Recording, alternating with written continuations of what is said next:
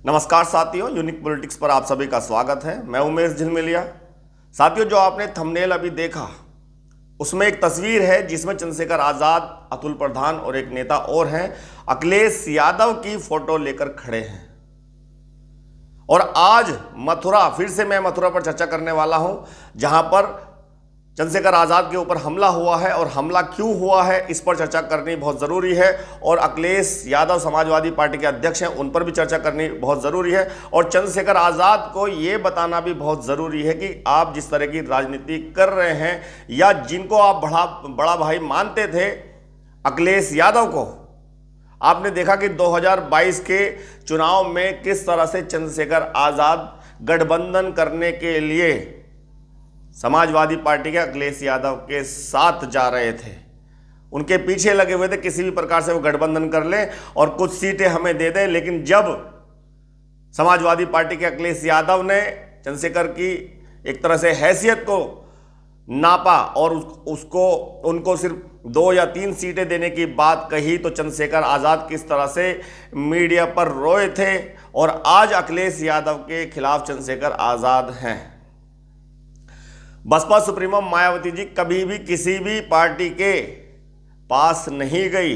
अगर उन्होंने 4 बार सरकार उत्तर प्रदेश में भी बनाई है, मुख्यमंत्री भी वो बनी है, और 2 बार बीजेपी के साथ गठबंधन करके भी उन्होंने सरकार चलाई है, तो उसमें भी बीजेपी को समर्थन लेना पड़ा मायावती जी का, और मायावती जी के पास बीजेपी गई।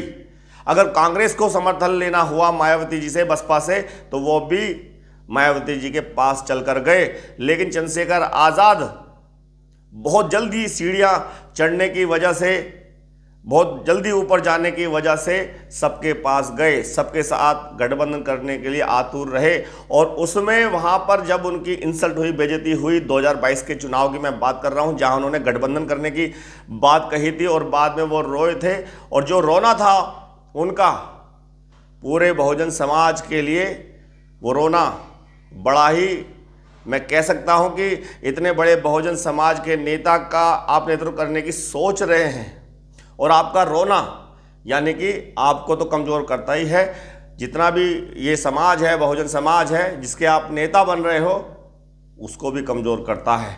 तो नेता या नेतृत्व करने के लिए सबसे पहले आपको खुद स्ट्रांग होना पड़ेगा। नेता स्ट्रांग होगा तो बहुजन समाज के जो लोग हैं या जिसका आप नेतृत्व करना चाहते हैं वो अपने आप स्ट्रांग हो जाएंगे। लेकिन आपकी कमजोरी ये बताती है कि आप अभी लीडरशिप के लायक नहीं हैं। मायावती जी से बहुत सारी चीजें अभी आपको सीखने की जरूरत है। आज आप मथुरा गए, जब मथुरा आप गए तो मथुरा में आपने बहुत सारी चीजें बोली और सही बोली आपने। अखिलेश यादव ने कुछ भी उस पर, जो दलित बहनों के साथ, जो गरीब बहनें थी जिनकी शादी टूटी, जिनको बर्बाद कर दिया एक तरह से गुंडों ने, तो वो यादव समाज से थे, इसलिए अखिलेश यादव ने कुछ भी नहीं कहा, ना अपने एक्सपोज पर उन्होंने कुछ लिखा। तो आपने सही कहा कि आप सही को सही कह सकते हैं, कम से कम आपकी जाति के होने की वजह से आपने कुछ नहीं बोला। तो अखिलेश यादव को आपने सीधा सीधा इशारा किया और ये बात कही कि पीडीए का नारा देते हैं, पिछड़ा दलित अल्पसंख्यक की बात करते हैं, दलितों का वोट लूटते हैं, छीनते हैं उनसे एक तरह से।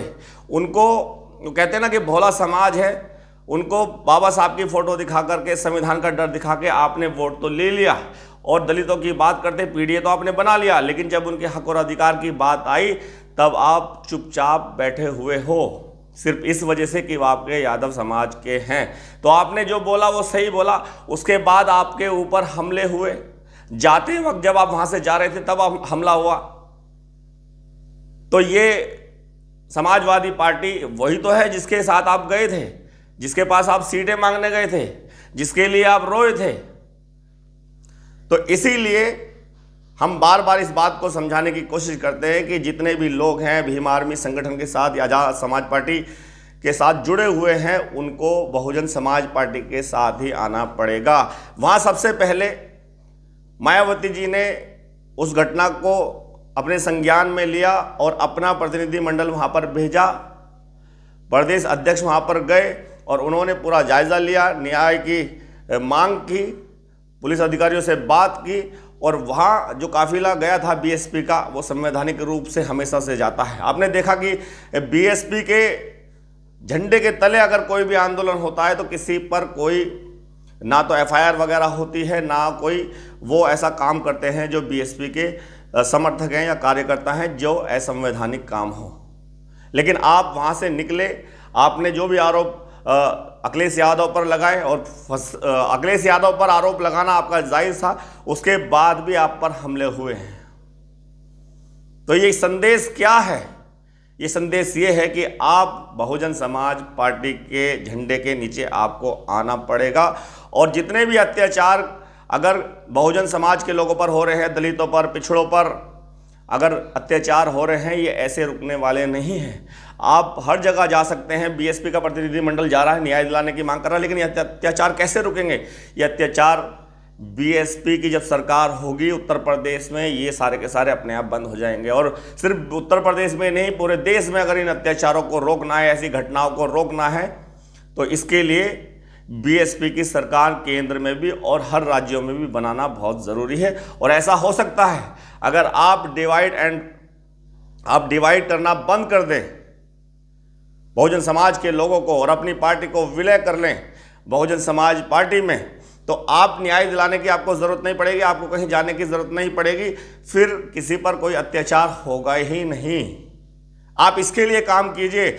आप अगर ऐसे ही अकेले सांसद बन गए हैं और सांसद बन के आप हर जगह न्याय की बात करने जा रहे हैं, तो कब तक, कहाँ तक जाओगे पूरे देश में? इससे अच्छा है कि बहुजन समाज इतना बड़ा हुआ है, पूरे देश में फैला हुआ है, उन सबको इकट्ठा करके, एक होकर के, और आप भी बड़ा दिल दिखा करके, आप नेता मानते हैं, माँ मानते हैं, जिस तरह से आप कहते हो, चाहे ये फर्जी बातें हो, लेकिन आप कहते तो हो, आप वोट लेने के लिए कहते हैं, ये सारी चीज़ें बुद्धिजीवी लोग समझते हैं, हम भी समझते हैं कि आप अखिलेश यादव, कांग्रेस सिर्फ मायावती जी का सम्मान मीडिया चैनलों पर इसलिए करते हैं क्योंकि आपको उनके समर्थकों का वोट चाहिए। क्योंकि आप अगर उनका अपमान करेंगे, कोई बात बोलेंगे, उनके खिलाफ आप नहीं बोल सकते, क्योंकि जो भी अगर वोटर आपके साथ है वो भी छिटक जाएगा।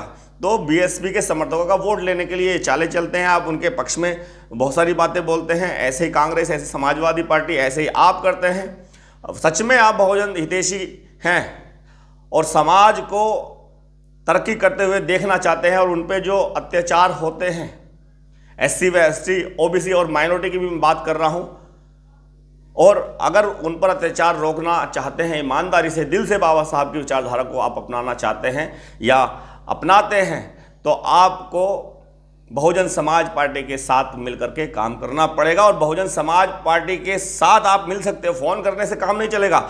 आपने एक इंटरव्यू में बैठकर फ़ोन कर दिया, फ़ोन लगा दिया कि मैं तो मायावती जी से मिलना चाहता हूँ, ये ड्रामा, मैं सीधा कह रहा हूँ, ये ड्रामा बिल्कुल बंद करें आप।